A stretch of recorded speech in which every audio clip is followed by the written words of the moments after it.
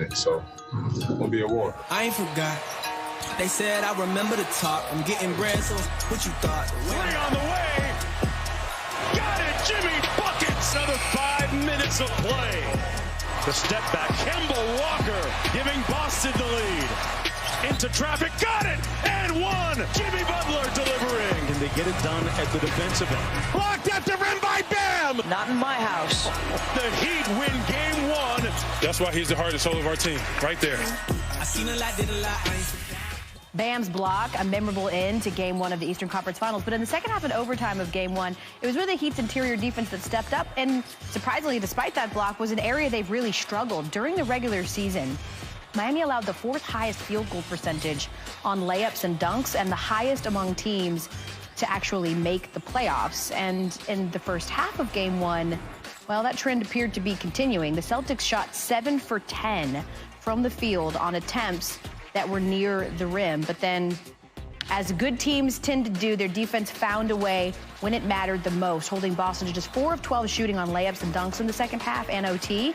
Tied for their 3rd lowest field goal percentage allowed on shots at the rim and a half, including overtime this season, as we say hi and hello to our NBA analyst, Tim Legler. So Bam's block, obviously the signature moment of Game 1, maybe for most Heat fans in the playoffs in general. But Jimmy Butler's been really clutch the entire playoffs as well. Who are a few other Heat players, though, that you think are contributing a lot to their success?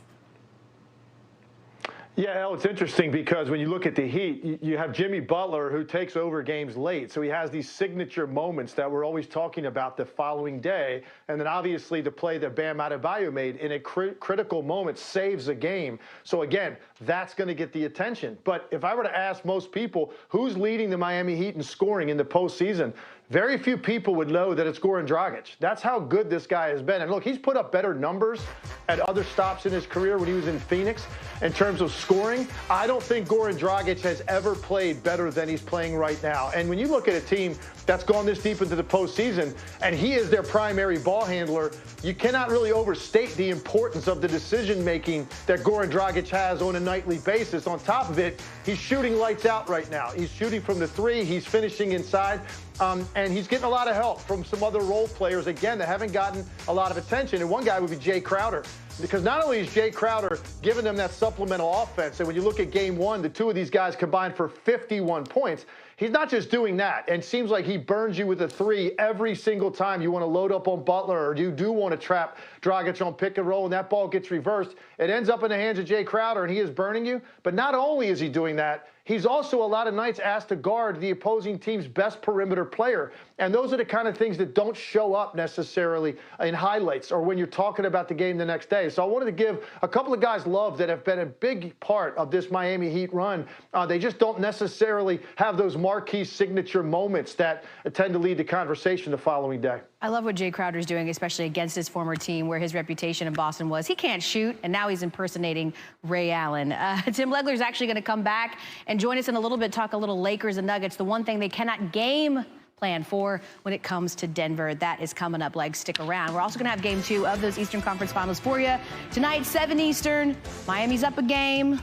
Big overtime win.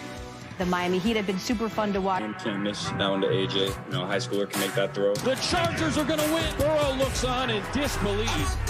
Maybe the throw is pass deflected and kicked off. We just have to be better next time. There's no way around it, no excuses. The good teams, they don't let one mistake turn into a bunch. Never stop trying to put me in a box, boy. You can never frame me. On to Cincinnati. All right, if postseason wins are your measuring stick, Thursday night matchup could be the battle of the bad. Bengals haven't won a playoff game since 1990, the longest active drought in the NFL. Browns not far behind, 0 playoff victories since 94. And haven't even made the postseason since 2002. But Joe Burrow, Baker Mayfield, each #1 picks, Heisman Trophy winners. But are they the quarterbacks to break these playoff droughts? Joe Burrow was a missed field goal away from forcing overtime in his debut, became the 13th straight #1 pick, however, to lose their first start. Burrow failed to show off his ability to make big throws on the move in week 1. He had no completions from outside the pocket and went 1 of 5 with the pick under duress. In Kevin Stefanski's first game as head coach, the Browns scored 6 points, and Baker mustered a 33 total QBR. Mayfield still doesn't seem like he's on the same page with his top targets. 3 of 8 for 22 yards targeting Odell. It has more interceptions, 7, than touchdowns, 4, when targeting him these last 2 seasons. Here's Keyshawn Johnson addressing what the Browns should do with OBJ. You look at the numbers from a financial standpoint and what they could possibly get back in return for somebody that's out there starving for a playmaking receiver like OBJ. If you're the San Francisco 49ers and there's a conversation to be had, you may want to have that conversation with Cleveland and see if you could kick those tires. If you're the New England Patriots, you may want to see what that is. I don't hate that from Keyshawn Johnson. Those are a couple of teams that could use him. Let's bring in Marcus Spears to get a little more clarity on this. Moments ago, we had Schefter on saying that the Browns are not planning on trading OBJ right now, but if things don't get better as the season goes on, maybe they look to do that. Do you think, Spears, the Browns should trade him away for the right price? For the right price, yes. I mean, that's the price of doing business. The Browns' situation is different, though. It is not OBJ that needs to be the focal point. It's their quarterback. But obviously, when you're talking about a good player, what you can get in return. Here's my question, Matt, and my rebuttal to Keyshawn would be, what hasn't the Browns done? They've traded, they've signed, they've gotten players from other franchises and organizations to get better. So if you're just trying to get capital, if you're trying to get draft picks or you're trying to get another player, yeah, do it if you think you're significantly upgrading your team. But also remember, this is a 1,000-yard receiver last year in an abysmal season. So if you're in the business of getting rid of the guys that can't give you production, put you in a good situation better than the one you in, go ahead by all means and do it. OBJ need to be trying to get the hell out of there as opposed to us talking about Cleveland trying to trade him away. And it's one game. They're 0-1. Battle of Ohio tonight. Get your first win of the season against Joe Burrow. We've been talking. Matt, we have been talking about this since last year. New season, I'm not going to Swaggo. let you fall. I'm not going to let you fall on this 1 week sword, bro, because I hear this being thrown around a lot, okay? And look, things change in the offseason, teams transition, but you got to trust what the hell your eyes are telling you. And what your eyes are telling you about the Cleveland Browns, it's probably time for everybody to start believing that. So if changes are to be made, hopefully it's for the greater good, and they find somebody that can operate from the pocket, i.e. Baker Mayfield. All right, we'll see tonight. Week 2 of the 2020 season. My eyes tell me that Tom Brady wasn't great in his debut with the Tampa Bay Buccaneers. And, of course, his coach afterwards said that it's kind of unusual to see a ball game like that because New Orleans didn't do things that we weren't ready for. So a coach commenting on his quarterback. Here's Arians commenting again on his relationship with Brady. Yeah, Tom and I are fine, so I don't really care what other people think. So it's just what he and I think. And, we left the stadium fine. We showed up today fine, so there ain't nothing to talk about.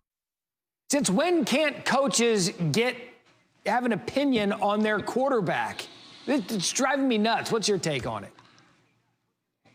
it? Since 2020, since this new breed of player, Matt, but the bottom line is this, man. Bruce Arians and Tom Brady have been at this for a long time. They understand the dynamics of this league. And Bruce Arians, out of all of his experience, I would hope that he knows when he gets on his star player, the guy that's considered the greatest to ever do it at the position in the history of the league, that is resonating with everybody else in the locker room. Coaching tactic. I played for Bill Parcells. I played for Nick Saban. You get on the star player to get everybody else to fall in line, but you also make those critiques legitimate. What he's saying is legitimate. Tom Brady is going to have to play better in order for Tampa Bay to have a successful season. That is what they signed up for. Bruce Arians, Tom Brady, the management, Byron Leftwich, all of them playing to get better based on Tom Brady signing to be their quarterback because they let Jameis Winston go because he turned the ball over too much. Now, you start the first game of the year with 2 picks.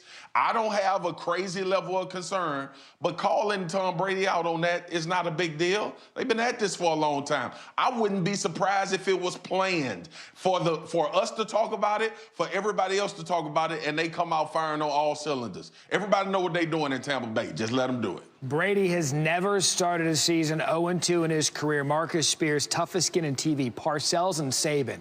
you're not getting through him. Swaggy.